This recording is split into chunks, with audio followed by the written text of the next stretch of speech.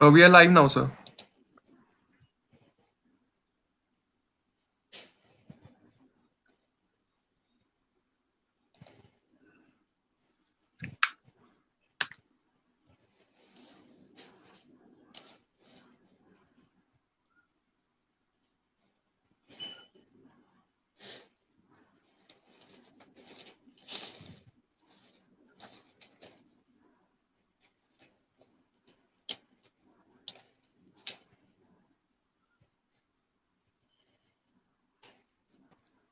So we can start. We are live now. All right. Good evening, friends of CLS. On behalf of Chandigarh Literary Society, I welcome you to this CLS conversation. Today, friends, we have our esteemed guest who is a reputed journalist of over 3 decades of experience in the media, Ms. Sunanda Mehta. She had been to Chandigarh and was a part of our Chandigarh Literary Festival Literati in November last. And it is great to have her back with us. She was the first woman editor of a national daily in our country. She was instrumental in launching the Pune City magazine, Citadel, for Magna publication, and was one of the youngest editor in 1990. She had been the resident editor of the Indian Express. She has been writing for Hindustan Times, Savi magazine, and so many other magazines. And her one of her humorous short story was selected for publication in the Penguin's book on India Smiles.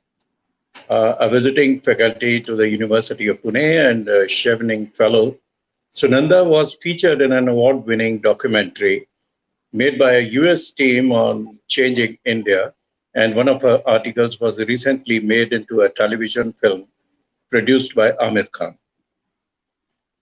Sunanda Mehta has garnered a lot of limelight for her seminal work, her debut book, Extraordinary Life and Death of Sunanda Pushkar, better known as Sunanda Pushkar Tharoor.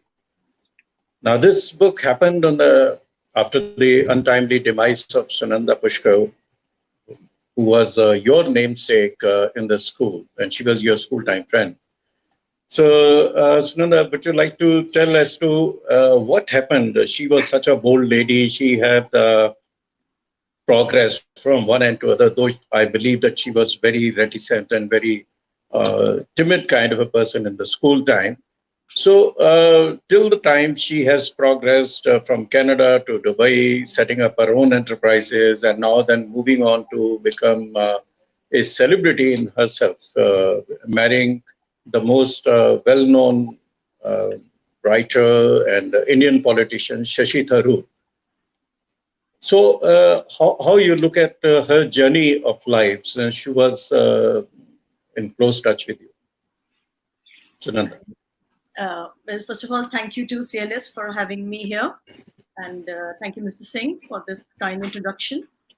Sunanda's journey, well, that was one of the reasons I took up to, why I wrote this book. Because the Sunanda I knew and the Sunanda who later exploded onto the scene, onto the Indian media as Mrs. Tharoor was a very different person. And when I was asked by my newspaper where I worked for the Indian Express, to write about her after she had passed away on that day, I was told that I should, since I knew her in school, so I should try and put together a story about the Sunanda Pushkar no one knew, the shy, reserved girl in school. And when I started delving into that story, it was so fascinating because she was like all of us, growing up in small army cantonment towns. And then the leap that she took was completely unprecedented. From there, she went on to Dubai, from Dubai to Canada, and back to Dubai, and then marrying, Shashi Tharoor, the most charismatic politician of the country. And then she was in Delhi in the high society. I mean, no one could ignore her. That's one of the things everyone says about her. So her journey was very bold, but at the same time, it was just not about the way we saw her as this glamorous socialite and the wife of a politician. There was so much more to her. She was a fabulous mother. She was one of the most devoted daughters. She was a great sister. She did a lot for her family. There was so much to her which people didn't know. People saw her and they judged her just because of those 4 years that they saw her as Mrs. Tharoor. But there was lots more to her. The single mother, the struggling woman, the woman who had gone through two marriages, one ending in a tragedy of her husband dying in very similar circumstances as hers. No one really knows how he died, bringing up a son alone and trying to make ends meet. There was a time when she didn't know where her next meal would come from. In Canada, she was waiting on tables as a waitress. And then by the time she came to Dubai the second time, and by the time she met Dr. Tharoor, she was worth over 100 crores. So clearly there was a lot in the story, and I felt that story needed to be told for people to know the truth, Nanda, the good, the bad, the great, everything, and then decide upon what kind of woman they thought she was, or to pass any kind of judgment, if at all, on her.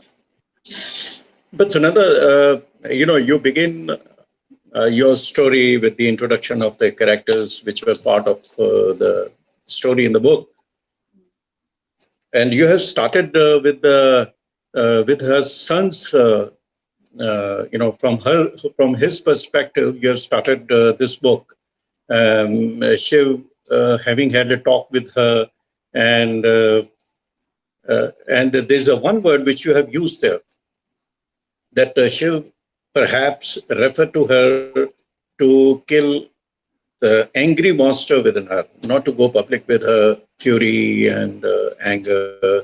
What was the reason for this kind of a change? Was that showed that she was not at all satisfied or happy with that marriage with Shashi, or what could have been the reason? Or was it the controversy with the idea? You said it's from the son's perspective. Not really, it's not from his perspective, but I've just started from that point because, the son was the person nearest to her. I mean, he was her whole life. So what had happened at that time, the day she died, it was like a tempest that she was going through. She was extremely angry. There were a lot of things going wrong with the marriage. It's all there in the book, and everyone knew it had finally. All the spats that were private had gone public. There was this major Twitter war she was involved in with Meher Tarar, the Pakistani journalist, because she suspected that her husband and she were having an affair. So there was this Twitter exchange which had gone public. Every newspaper on the morning of 16th and 17th, I think, were just talking about this huge public drama that involved such a big politician of India. And she was angry because, you see, when she had married Shashi Tharoor, she had left Dubai, she left her son there, and she'd come to India.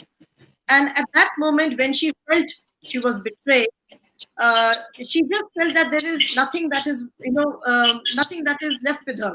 She left her son, the person dearest to her in the world, there. She'd come here, and here also she felt that maybe he was not being faithful to her.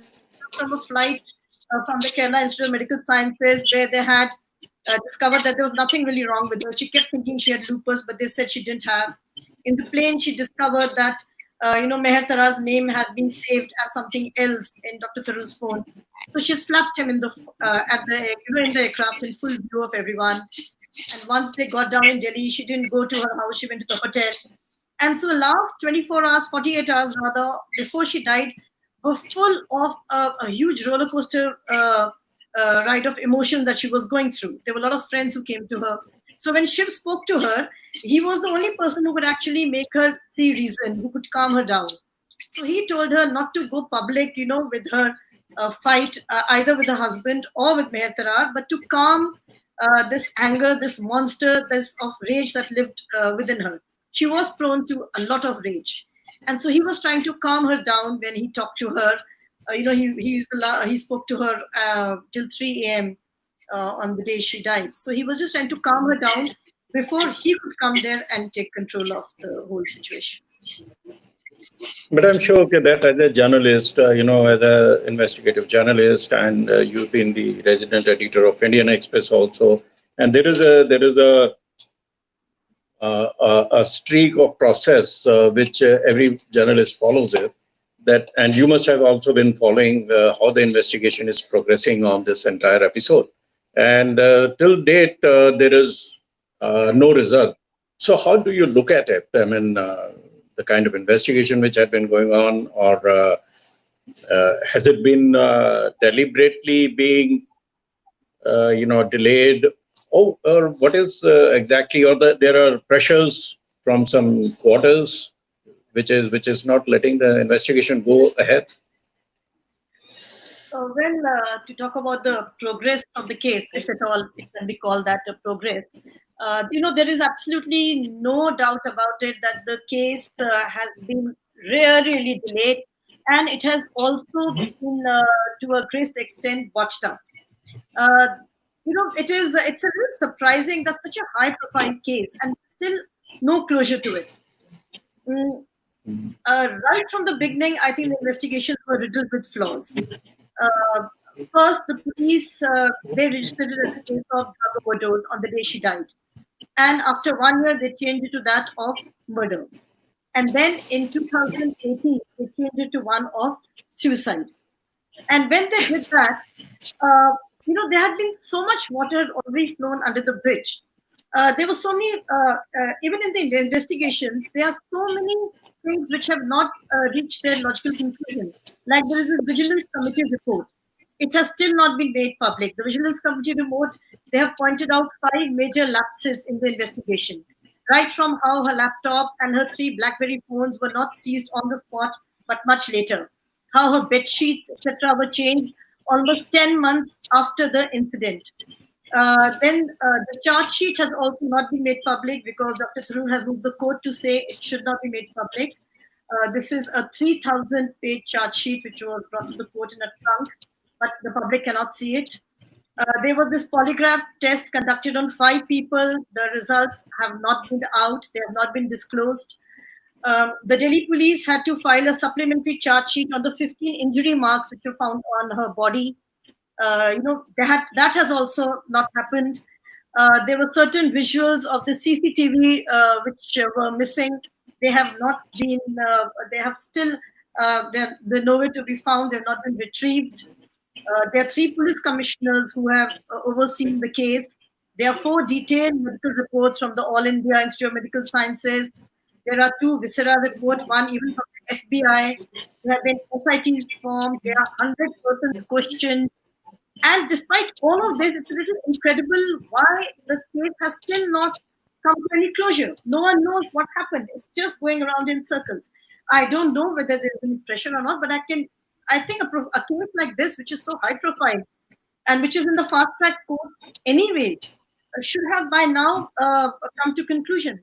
But why it is still the feet are being dragged everywhere, it's unknown. But it's also very sad because if no one else, I think the family definitely needs a closure. They need an answer that day on. But since the time the book has been published now, and have you been contacted by any member of the family, or you are in touch with the members of the family and are planning some kind of a sequel to the first book to unravel what exactly happened? Because that's a mystery. Nobody knows exactly what happened on those last moments. And while she was in touch with some of those, with some of the journalists also in those last moments of life. No, I'm definitely not planning a sequel to this for sure. This has been a very draining experience, emotionally and physically trying to get the book out. But of course, I'm following the case. The case is in the courts. The hearings are going on. Just 3 days back, also, there was news that Dr. Tharoor has appealed to the courts to let the tweets be there. The tweets were almost like the kind of the root of the problem after this whole Twitter war, so that they should not be erased. Her account should not be erased because he feels the clues are there as to why she could not have committed suicide. So that was the last thing I heard about the case. But basically, the case is going on. The hearings are there in the court, but nothing major has happened ever since that. Tell me one thing, Sunanda, that as a journalist, I have also been a journalist, and then later on, you keep on writing on the factual reporting kind of thing. You develop a style which is more information based, or and less of emotional aspects to such kind of a writing. Do you find this was more like a non-fiction to you? And do you find that writing a fiction or non-fiction, what is easy or what is difficult for you find? Well, frankly, because I was a journalist, I really thought a non-fiction is easier to write, because I had been writing non-fiction all my life in the newspapers and the magazines. I was writing real life stories. I was reporting real life incidents. So I thought non-fiction is probably easier because the material is there, and as a journalist, I'm trained how to go out and get the material, talk to both sides of the people involved, and then write it, in a manner which is interesting and which is comprehensible. But I think my view really changed when I was doing this book, because this book was quite difficult to do. Because the amount of material to be gathered was humongous. I mean, I think I had underestimated it, because both were public figures, both had so much written about themselves, and Sunanda also led a very complex, very complicated life. So gathering everything, especially after a person who's not there, was very, very difficult. And when the case is controversial, like this was, there were many people, a vast majority of people who weren't willing to talk. So just gathering the information, sifting the correct information from that which did not have uh, any uh, any truth to it, was again a difficult task as a journalist. Luckily, I kind of knew how to do that, and then putting it together in a manner, trying to decomplicate everything, trying to put it in a manner that chronologically, because the case also was very complicated. So getting the police case, all the reports, going through all those reams and reams of documents, from the medical report to the postmortem report to the FIRs, all this actually turned out to be extremely difficult. I was supposed to finish the book in 1 year. I took 2 years, mainly because every single fact was checked and rechecked, and we were very clear that we did not want to put anything which did not come up to the credibility standards that we had set for the book. And that was one, like you said, investigative, and gathering information. And yes, even the tone, I did not want to sound biased because I'm a childhood friend of hers. So that time I made sure it's the author that is predominantly writing the book, but also, of course, coupled with an emotional tone, with a certain amount of pathos, from knowing her journey, knowing the kind of person she was earlier. So it was a combination of both investigative writing and getting together hardcore facts, but writing it with the human touch to it. Yet I have to tell you that what I'm really glad is that the book has been seen by everyone as it was meant to be, non-judgmental, not taking any sides, absolutely without any prejudice, and based really on facts, fairly objective, in its entire stance. And that's what I really wanted the book to be. But yes, now I think writing a fiction is probably easier. But then, this book had been quite a success. People wanted to know more about her, and I think you have clarified many doubts and about her personality and the kind of woman she was, the kind of enterprise and the will to live she had. But this was unfortunate the way it ended. But then,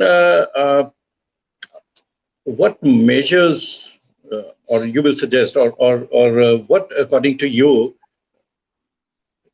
helped in the success of any book for that matter, or in particularly about your book, you can talk about what are the measures of success of a book? Well, the first measure of success of any book, I think, is the way it is received. And I was frankly extremely nervous about how this book would be received, because it could have so easily been a sensationalist book, and we didn't want that. Neither I nor my editor, nor the publishers. We were very sure we wanted the book to have a certain dignity, certain elegance to it. So that, I would say, is one measure of the success of the book, that the tone is just right. It does not fall from its standard anywhere. Wherever we found that anywhere the dignity of any of the characters, and most of all Sunanda, was being dented, we would take a call and just redo the entire narrative. Wherever we found, like in journalism, we have a saying, when in doubt, leave it out. So even here, whenever there was doubt about any episode or event, we just left it out. So one thing is there that the book has the tone is right. It has been received well. I mean, all the reviews. I was like I said, very nervous, and I was bracing myself up to receive both some good reviews and some which would also rip it apart.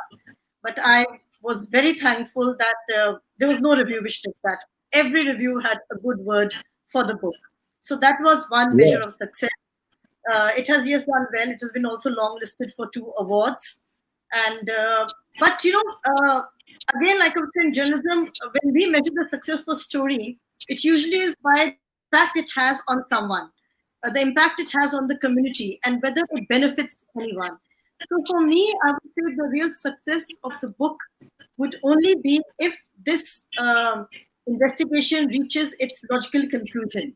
If there's a closure to the case, that is when I would say that whatever efforts I put into it, they met with some success. Right now, I'm just very Definitely. grateful that the book has, it has really proved a lot of people wrong, because many people ask me, why do you want to do this book? I mean, who was Nanda Pushkar? What was she other than Shashi Tharoor's wife? And are you sure you want to do this? You've written on more serious topics all this time. So I just hope all those people have their answers now, and I'm just thankful that That's true. That's you know, true. But then I'm sure once a writer having tasted the success, I'm sure you must be planning your next book. What is it? Well, yes, I have a couple of themes and ideas and projects in mind. One of them is actually, which I'm keen to do now, especially because of the lockdown. It's probably easier also for me to do. My great grandfather actually was also a writer. He started the first Punjabi newspaper called Moji years ago, and he was a Oh, poet. And there are many books he's written in Punjabi. Some of his were also there in the Punjab University syllabus. His name was oh. Charanjit Singh Shaheed. Shaheed was, the his name under which he's The writing all colors. the poems. Yeah, Katkallaf. I am planning. There's this one of his books, Badshaya, which contains many poems which have a lot of humor, and they also have a great understanding of life.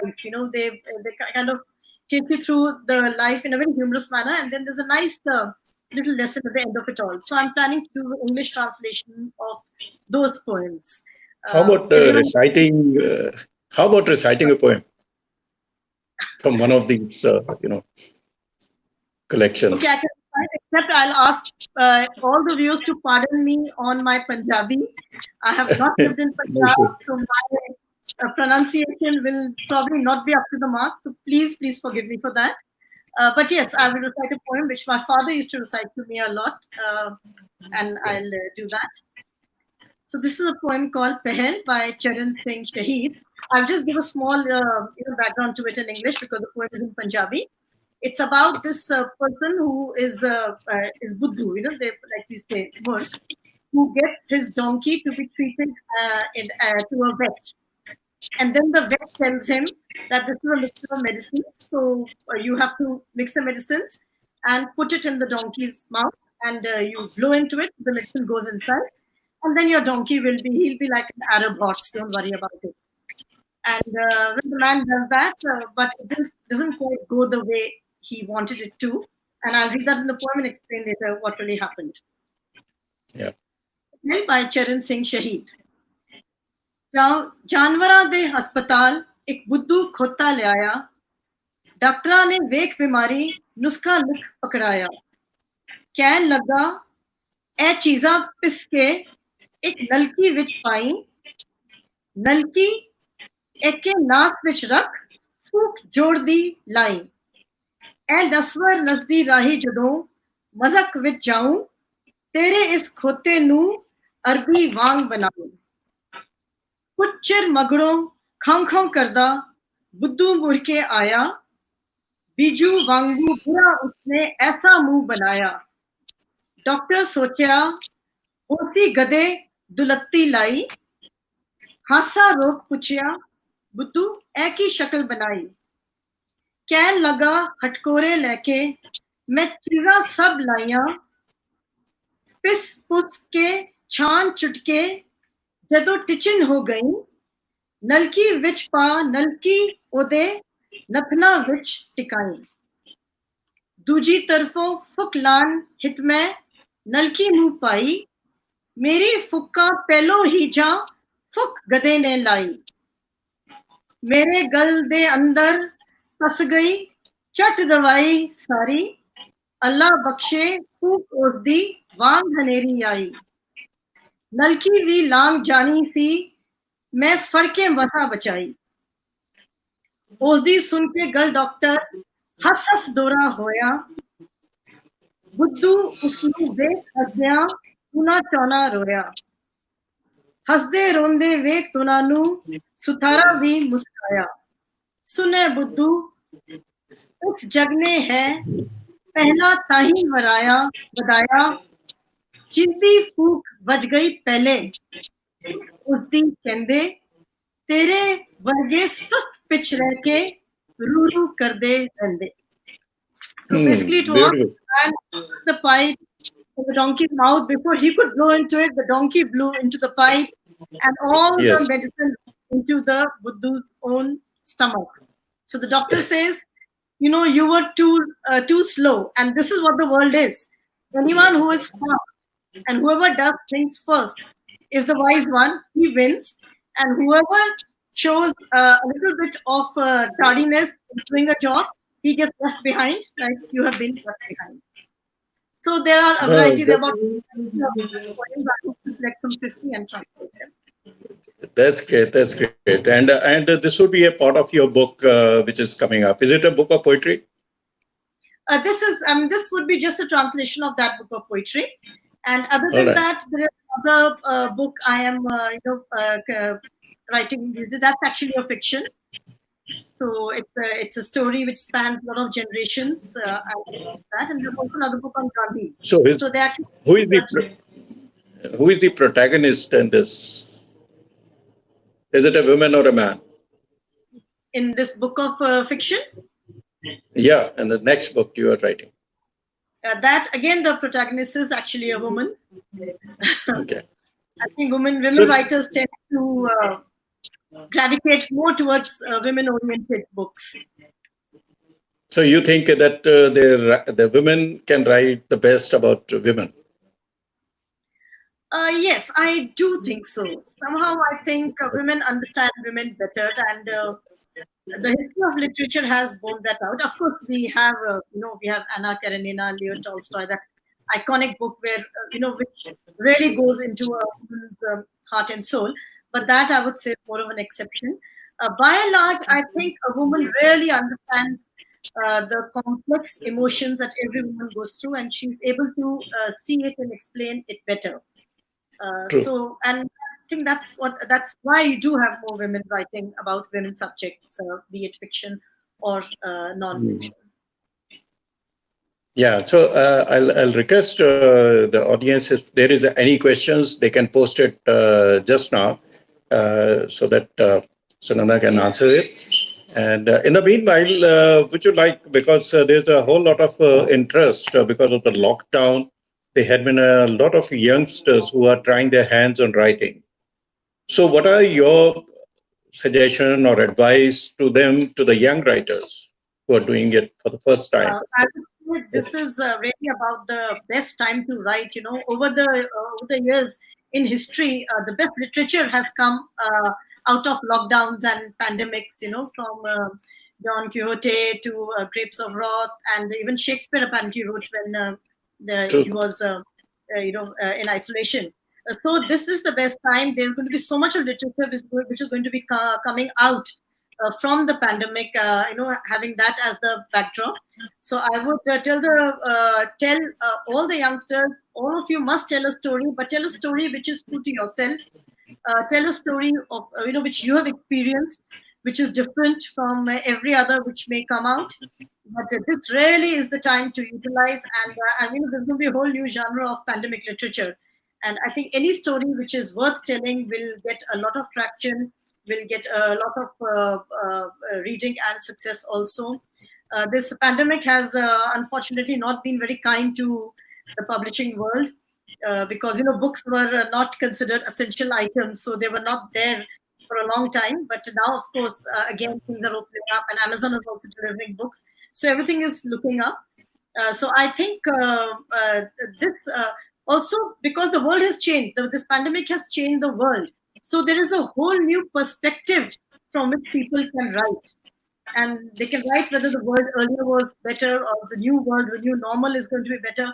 I mean, the number of topics that can come up from this experience that we all are having, this absolutely the world caught in this grip of this virus, is unprecedented. No, I mean, even in the earlier, all the disasters which were there were localized. They were, the geographic extent was not like how it is, but the entire globe has come into its into its custody. So I think there is no dearth of what you can take out from these tragic and very difficult times, and just bring out beautifully all the stories that this pandemic is giving rise to, the good, the bad. Definitely. And I think you have rightly said that it would be a COVID or a pandemic literature. I think the history, this would be a period which would be very well known by the stories which the people tell during these times. And I'm sure that it should inspire many, many youngsters to come up and tell their story to the world around us. So, friends, we are at the end of our session, and a beautiful conversation with Sunanda Mehta. And she had been excellent in explaining. And I must appreciate that the way the book has been written on the extraordinary life and death of Sunanda Pushkar. This had been remarkable. And the way you have treated the subject with so finesse and gentleness, I think it's a book which is worth reading about, and unveiling the phases of life a woman goes throughout her life. And thank you very much, Sunanda, for being a part of the CLS conversations. It's been great, and maybe I think once the situation is better, and once the social distancing is not there, maybe in November we'll meet again at Literati or any other literary festival. So it is great, and we have with us our next speaker, next author, and we will have Niharika taking it up with him.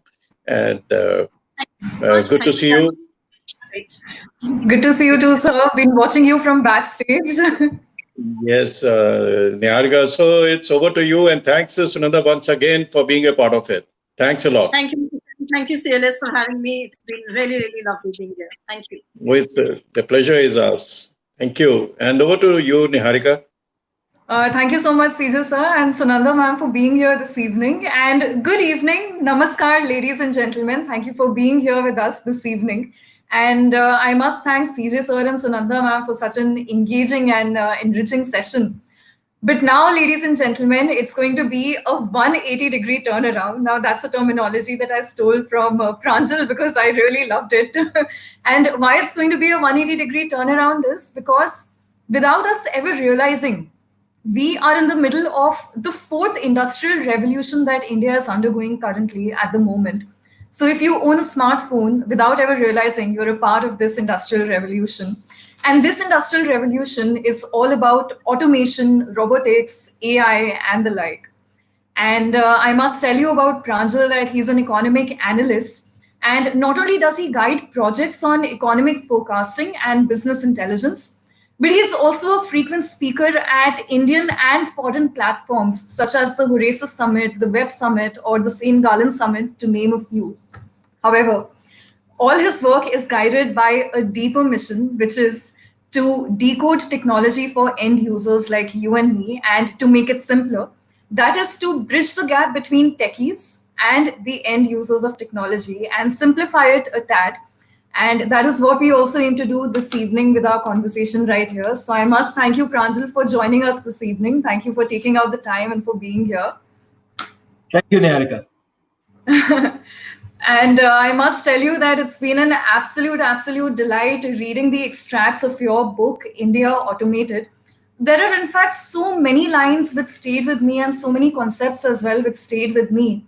The first of them was that, in life, we have to unlearn, relearn, and keep on polishing our learning. We can't really live off our entire life with one degree.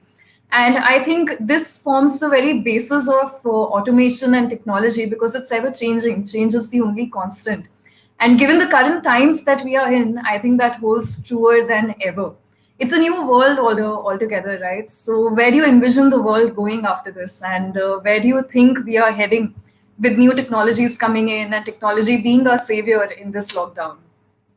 So, I'm glad to be here at the CLS Conversations, and, it's my first time, and I've heard the previous ones as well. So excited to contribute. Automation is something which has been happening across the world and in India for a while.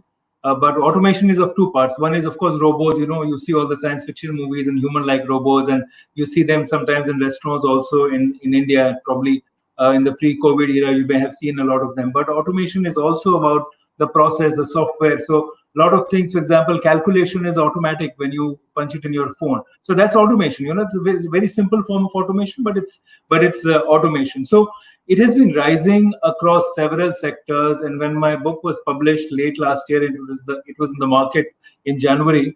I had talked about how this is examples and case studies of how various companies and governments, whether in the center or in the states, are using various processes which have automation embedded inside. But if you look at where we are right now in a COVID lockdown situation and a post-COVID era, look at us today. We are having a conversation like this. In any other situation, we would have been sitting face to face with a physical audience. But even now, there is a lot of things which are happening. So the app that we are using, it is processing things automatically in the background. The point is that all the time that we look at things, every product that we consume, every service that we consume has automation embedded in it. And with COVID, it has accelerated to an extent that all work is happening from home, but it's not just about home. Factories are being managed from remote locations. So the manager can be sitting in one place and the factory is being operated in another place. You could have a camera which is monitoring it. So there are so many exciting things happening. There is a plus side and of course there's a negative side, but we'll talk about that. Right. I'm glad you mentioned the plus side and the minus side because that is exactly what I had in mind. Work from home takes an entirely new meaning. I mean, who ever thought that an event like this, it's an event after all. So an event like this could be held from your room, your home, without having to travel anywhere. I think throwing in a typical media term here, that technology has created a sort of hegemony over us, So I want to now ask you this, since you mentioned that there's a plus side and there's a minus side. On the plus side, there are people who are very well aware of technology and we are working very well from home. We are an empowered lot who understand technology, who have very easy access to it. So we are essentially living our lives carefree. But on the other hand, there is also a group of people in our country where they do not have an easy access to technology as such. And they fear that tomorrow the jobs that they are doing today will be taken away by technology. And especially in a country as wide and as diverse as India, where you yourself mentioned in your book, that attitudes can differ widely. So there is one class of people which is very empowered, but then there's also the other which is living in fear. How do we tackle this challenge considering that automation is really the way forward and it's the new normal? So let's begin by explaining, what automation, what does it do? It attacks 4 Ds, what I call, which is dirty, dull, dangerous, and difficult tasks. So dirty tasks can be something like, you're working in a factory in a awful situation. You have grease all over. You have to use machines. So that can be dirty, but that can also be dangerous. But let's look at an example of dangerous. So there are 5 million people who are involved in scavenging, manual scavenging. They go and clean the sewers. If I put a robot to clean the sewer, that's fantastic, right? So dull is something like, when you have to keep writing the same things again and again and again. It's like when you're doing accounting, for instance, or if you're copying stuff. Now, earlier, remember before when we had typewriters, we didn't have computers. If you had to make 5 copies of a letter, you had to type it 5 times, right? Or maybe, when technology improved, we put a carbon paper on it, but still you could maybe use only 2 copies, because after that the carbon paper became very weak. Now that is a dull task which automation is removing. Let's look at something which is very, very difficult. Now, difficult is, let's say, managing the tax transactions of 100 million people. Now, you can't have 100 million tax filing be done by another 10 million people. You can't increase the tax department. So there are several categories of work which are being improved by automation. Things are becoming much better. Now, what is the negative? That if you are in a job which is just a repetitive job, if your job is only to do plus and minus, if your job is only to work on an Excel sheet and calculate the debit and credit, then clearly your job is going to be at risk. If you are a person who's only a manual operator of a machine, then your job will go away, because it's a dull job. You don't want humans to be doing those kind of jobs. But then the negative part is, what do you do with the people who will not have such jobs anymore? Over the history, things like this have changed very, very several times, right? So, for example, the first job which went away was the role of a lift operator. Now, washing machines, for instance, took away the jobs of people who used to wash clothes. So there are some important changes which have happened, but now the question is, how do you make yourself relevant? Now, if cars are there, then obviously a person who is going to be riding or horses, or who had a horse carriage, is not going to be relevant anymore. So today, all of us, whether we are straight out of college or we are joined for 5-6 years and we have 10 years experience, or people who are very senior, 30 years experience, all of them have to relearn everything and figure out how to make themselves relevant.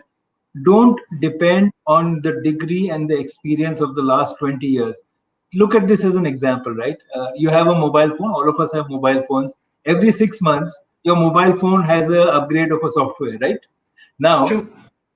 But our own mental software is still stuck in our degree that we got 20 years ago or 10 years ago. But the world has changed so rapidly. So if we do not make our skills better all the time, we will be left out. So that is the concern. Now, people like us are, educated professionals. What about those who are not? So which is where the biggest crisis is. We have to make an effort between the industry, the civil society, and the government to make sure that all of them start learning something new, which can be applied skills. So, this focus on getting a degree, a BA and an MA and all that doesn't get you jobs anymore. You have to learn to do some specific task and then be useful to everybody and earn a livelihood. So I think work is going to be more important than just looking for a job. True, absolutely. I have an observation to make here. So while I was reading through this entire 4D concept of dirty, dangerous, dull, and difficult, I also had a thought that people who are doing these jobs, if those jobs get taken away, for instance, we have manual scavenging, right? So if those jobs get taken away, we as a nation collectively advance, and we as a nation collectively progress as well. But for that to happen, I think education needs a major push. So, like you said, that a single degree will not work. Perhaps that is where we also need to bring in reforms. And that is where government policy can also work on a different level. However, education itself has a very different and a slower timeline to its entire process. So, there are these two parallel timelines running in my mind. On the one hand, you have technology where it's running away very fast, there are rapid changes, and on the other hand, there is a slower timeline of technology. We do have of education, so we do have one solution in front of us, but it is slower. I would like to know your take on that.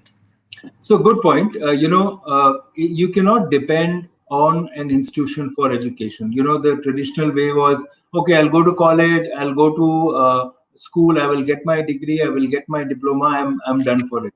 Today, a lot of people have started going for upgrading their courses. So you go for online courses, and that is absolutely relevant. It's the same example, like I said, of a mobile software upgrade. Go and do short-term courses. If you are a person who was in door-to-door sales, maybe you should do digital marketing right now. If you are a person who was only doing accounting, maybe you should look at doing data science, because doing a short course in data science will help you understand how data science can apply to your accounting software. Every sector has now a technology element, whether it's health or education sector. If you look at insurance, a lot of changes are happening. So we cannot depend on somebody else or an institution to teach us. The responsibility of learning is on us now. And therefore, I think everybody who can do it on themselves, they should do it. And the other class, which we want to lift to a better standards, I think that's where the society's responsibility is, to create the right kind of frameworks to help them learn. And I think some of that has happened in the bodies like the National Skill Development Corporation. We have vocational institutes, but we need to increase that maybe 100 times. I think that is one initiative where we can think of doing good for our for our fellow human beings, and where we as individuals and we as a group can come together to contribute positively towards the society. Okay, so in your book, there are also a lot of recurring themes around this entire word called data.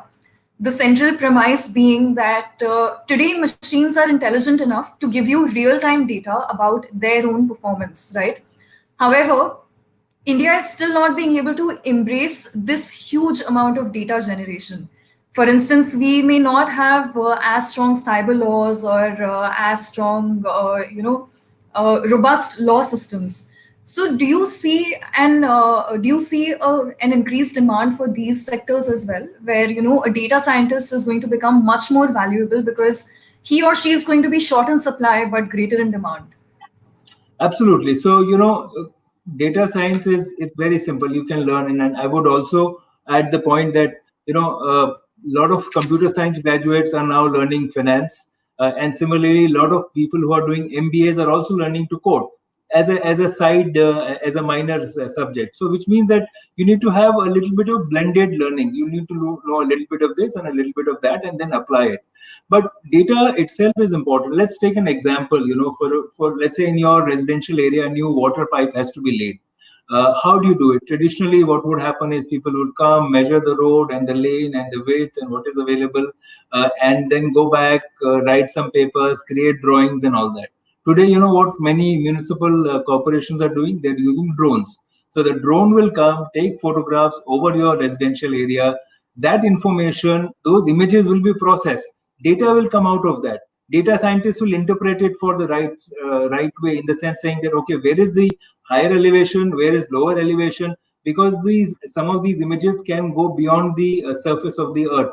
So you can actually take a X-ray of the road that you have. So you can see, well, is there a line of, let's say, if you're trying to put a water pipeline, is there a telephone line there, or is there an electricity line over there? So that can be seen. Maybe it was hidden earlier.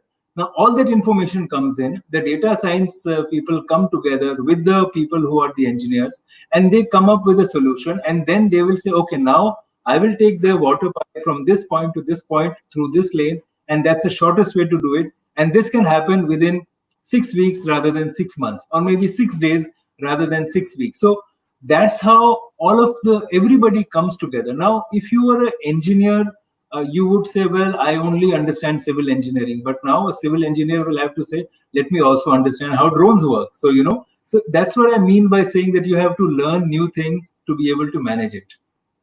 Definitely. But, is there any field that is going to remain untouched by technology in the coming years at all? For instance, if you talk about teaching, a robot can't really replace a human teacher.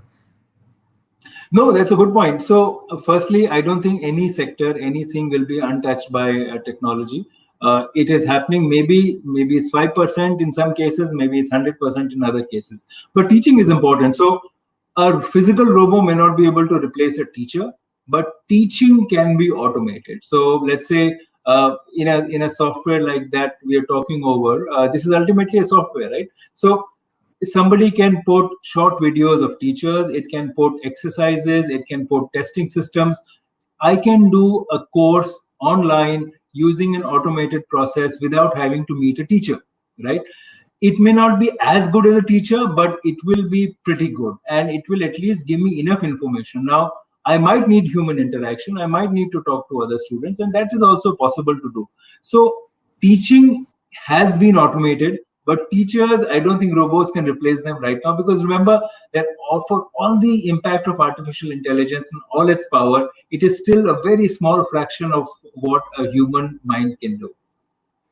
True, I think human minds can multitask, but robots cannot. They can perform only one task at one point of time in a standard manner. But humans can juggle this and that and this and that. I think that is something which is our specialty, so to say. What about the entertainment sector? I'm just asking out of curiosity. So, entertainment is at large, and it's been our friend, our savior during this point of time. So, what about the entertainment sector and automation in that? So, automation is happening in terms of auto suggestions. So when you're watching any of the streaming, services, whether it's video or even music, for instance. So when you watch something, it gives you a suggestion. If you like this, maybe you will like this, right? So what is happening at the back of these systems is that the system is checking how many million people are watching a particular, show or a movie at a particular time. Okay, so they will map it saying, okay, usually at 3 p.m. everybody is watching a cooking show. Usually at 7 p.m. people are watching a comedy show, and 9 p.m. they're watching a movie. Now, all this information, again, the point about data which you said, all this information is gathered. Then they can say, for example, that only in Delhi or in certain locality of Delhi, people are watching this. Certain locality of Kanpur, people are watching this, and maybe this part of Chandigarh, Sector 17, people are watching this, right? Now, all that information comes, and then the algorithm at the back end will say, all right, if Niharika is sitting in Chandigarh, the system will suggest only certain things for you because you have a pattern of doing that. And that is automation, right? So that's an automated process which will say, I have a profile of Niharika. I know what she wants to watch. I have a profile of Pranjal. I know what he wants to watch. So typically, if you remember, when you log in, you have to log in with a particular profile, right? So let's say there are 4 members in a family. Each logs in a different profile. Each of them will get different suggestions. So that's how it's moving in the entertainment sector. True. I thought it'll be relevant to ask you because you've had a lot of touch with the entertainment sector as well. And not entertainment as such, but media, because you've been part of several networks like the India Today Group and Bloomberg. So I thought it'll be relevant to ask you. And there is another thing that I feel we should be doing right now, which is why don't you read us a case study from your book, India Automated? Or why don't you just... Okay, let me, I just want to give you a simple case study of what's happening. If you look at, simple, I talked to you about drones, and I've already talked to you about income tax department, but let's look at something like face recognition. Okay, I'm going to read a small project which has happened in Delhi Police, and Jaipur is also doing it. So let me just read a couple of lines out of that. So remembering faces is often easier than recalling names, and this intuitive human ability to remember faces is being deployed in various projects across India. Even though the dust hasn't settled around the use of biometrics such as fingerprints and retinal scans, face recognition systems are yielding benefits that few could have foreseen a few years ago. The best results have been demonstrated by the National Track Child portal run by the Ministry of Women and Child Development. Early pilots by the Track Child and Delhi Police could automate the matching of faces of almost 3,000 missing children with those registered in childcare homes. This project builds hope that not just children, but also adults who are lost and missing could be traced and reunited with families using facial recognition software. So that's an example. But there's also a negative side. What about privacy, right? True. If my face is being saved, people can misuse it. There is an algorithm which automatically matches my face to maybe several others. So this software also is not perfect. So it may go wrong because maybe if there's a shadow on my face, or if I wear a cap, or if I wear dark glasses, or if I suddenly grow a beard, then the facial recognition may or may not get me. People have used it for identifying criminals, for instance, because criminals have a database, have a fingerprint. But so there are a lot of issues of privacy and security, but there are tremendous benefits which can come. Look, it's like a car. When the car was invented, people said it's a terrific way to travel, but car accidents also happen. So we have traffic rules, we have traffic lights, and we have very clear guidelines. Similarly, in all of these technologies, there has to be there have to be rules, and there have to be guidelines to ensure that the process is positive for all of us. It is safe and secure for all of us, but it does not hurt us. True. I think here is where I also sense two areas coming in, which is of regulation and probably self-regulation in a way. And the second is entrepreneurship. So as technology progresses, the areas around that technology also begin to grow. You have a lot of entrepreneurs. So for instance, whenever there was the gold rush in USA, you had people producing equipment specially to dig out gold, or clothing specially designed for people who are going in for such kind of a task. So do you think that giving entrepreneurship a big push is also going to help us solve our challenges in a way? Sure. So, a lot of young people are using automation and artificial intelligence and started their own companies. I recently wrote about a company which is in the private sector, which is relatively young in the weather sector. So weather has always been with the government, right?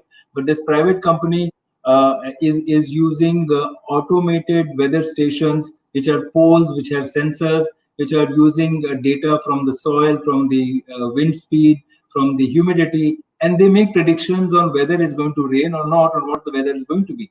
Now, earlier, all that process took 3-4 days, and by the time you made the prediction, you could make a prediction only for 6 weeks from now. Now, entrepreneurs are now making effort where you can predict whether in certain area of Chandigarh will there be rain or not. So a lot of entrepreneurship has happened. A lot of young professionals have startups, as you know, but experienced people are also doing startups. So somebody who works for 20 years, 25 years, has a great idea, leaves the company and goes ahead. And therefore, I think it's important to understand, Niharika, that what you were referring to, more and more situation will be there, unfortunately, that jobs may not be increasing, but opportunities of work and opportunities of creating your own companies and own ideas will emerge a lot. True. I think I can talk about that from experience, because when I passed out of my media course, suddenly, the things that we were talking about in those 2 years of the degree were irrelevant because the world had changed so much and technology had evolved so much. So, for instance, a natural evolution of radio has been podcasts. Now you can create your own job. You need not specifically be called an RJ, but you can be a podcaster. You can be a podcast host. I think I can quite get the direction that you are talking in. And at this point, I must also acknowledge all our viewers. The left side of the screen has been buzzing with comments. So starting from right below, Nidhi Gupta ji, she has a question for you. She asks, is automation impacting human-to-human interactions in real time and in the real world? Well, it is enabling it. It is helping people meet. So the process before meeting somebody is where the automation comes in. So, for example, if you use LinkedIn or if you use Facebook or if you use, there are a lot of dating apps where you can meet people who you want to meet. Now, all of that is where automation is helping meet the right people, right? So your profile is matched with somebody else. So that part is there. But of course, when we meet, there's no technology. It's just face-to-face conversation. I think it's also vibes that flow between two people, and impact the interaction and technology. So people can create communities. See, earlier you would join a physical book club, right? Now today you can have a book club community, like a CLS a homepage on Facebook is a community. A lot of people can come together. And, based on comments, you can say, well, I like that person because his or her views are similar to mine. Or that was a brilliant point. I want to go and meet that person, say hello to that person. So that's how automation is helping, and technology is helping you meet people who may be like-minded, or, you might be very excited to meet. True, true. Moving on with the comments right from down below. Rashi Sinha ji says, good evening. Good evening, ma'am. Hope you're enjoying the conversation. And Anil Sharma ji says, well said, Pranjal ji. Continuous learning has become as vital as breathing. The moment you stop learning, you become a dead wood, and the world is changing at a real fast pace. That was a nice observation. Thank you, Anil Sharma ji, for throwing in your comments. It's very nice to hear from you. And Malika Bhasin also seconds with you, Pranjal. She says that humans are nothing but prototypical robots. A regular software update is inevitable in these times. Very true. I think we've upgraded to online events. So I think the world around us is going to upgrade to other But kinds of. I'll add to that. See, because of COVID, some of these changes will be temporary, and some of this will be permanent. So while it's very exciting to do something like this, when I do a webinar and when you do a webinar with maybe 20 people and 100 people or 1,000 people who are watching, what are we missing out? Right? We are still missing out something very important, which is an in-person meeting experience. Now, right now, we are using our existing contacts and networks and talking to them on video. But when a physical meeting happens, you bump into a lot of interesting people.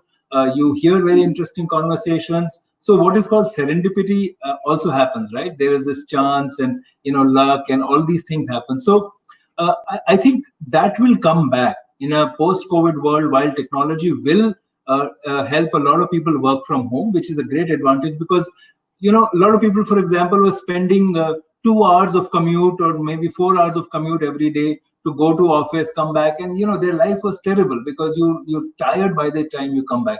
So some of them can maybe work twice a week. They can go to office. Rest of the 3 or 4 days they can work from home. So those things might happen, but certain things will come back. I think physical meetings will come back. Technology is not going to take over so much that we don't want to meet people anymore. Well, I really hope it comes back, because I've been missing the stage so much and the mic so much. There's a different kind of vibe and aura that you have when you meet somebody in person.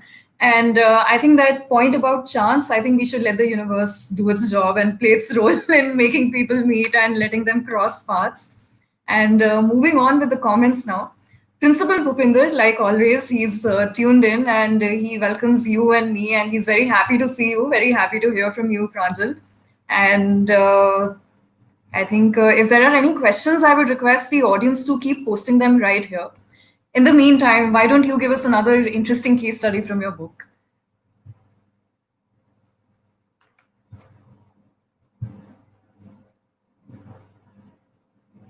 I think there seems to be a connection error because the video seems to have stalled. The downsides of technology, right? So if there are advantages, there are disadvantages. I think we lost you for a minute there. So That's right. I was requesting you to read another of your case studies while the audience puts in more questions in the comment section. Sure. So let's talk about human resource and all that. So there are look at something like interviews, right? What about a job interview? What happens then? So let me not read. I'll just tell you an anecdote and a story about that. So what's happening in many companies is when you apply for a job, what happens? Everybody sends their CVs, and somebody inside is looking at all the CVs, reading and checking whether it's true or not true. And then say, okay, I'll go through 300 CVs. That will take a week and identify all that. But today, there are automated processes. So, for example, if you want to apply, there's a format. You apply, put all your CV and details into that. You can put information about the college you went to, whatever skills you have, etc., references. And a software will automatically go through maybe 100 or 1,000 CVs. And based on, again, a job profile which has been created, can automatically select maybe 100 out of 1,000 in a way that is far more efficient. So the entire interview process becomes much shorter. Secondly, what companies do now is that they want to do pre-interviews. Okay, so 100 people have been shortlisted. So then they'll say, okay, I'm going to send you a link. Click on that link. You will have a video conversation like this. There will be questions appearing on the screen. Answer those questions and talk to the screen. The video will be recorded and kept, and later the software will recommend whether your video was good enough, and a human HR manager will check and see whether it was good, and automatically you get shortlisted. And then at the final stage, you're invited for a face-to-face meeting. So something like this, if you had to hire 50 people and went through 100 or 1000 biodata, can now be done in such a short while that it's good, because whether you select it or not, it happens quickly. There is no uncertainty about it, but it's efficient, it's transparent in many ways, and it makes sure that things really get done. So that's another example of how automation is changing work life. I'm sure, and I think automation is bringing in efficiency, it's increasing productivity, and ultimately those factors are going to lead to better economic growth and a better standard of living as well. I think we've exhausted our time here, and I see no further questions from the audience. But I must thank them for engaging with both our conversations, which were on completely different topics. And I must thank you, Pranjal, for joining us this evening. It's been a lovely, lovely session interacting with you about automation and understanding it better. As an audience, we tend to get confused with technical jargon, but you made it sound very easy. And you made it sound as a very important part as well, which we must look into. So I must thank you for that. And a special piece of information for all our viewers that CLS memberships are always open. So we are always open to welcoming you with open arms. Do join us. And for any information related to the membership forms, you can log on to the CLS Facebook page or the Instagram page, and there you will get all the information. Now, here is when I must sign off, and we will see you with another exciting conversation in a few days. So do stay tuned. Stay safe, stay healthy, drink lots and lots of water in 2020 because it's good for your health. And this is me, Niharika, saying goodbye. Thank you. Thank you and goodbye. Goodbye. Thank you.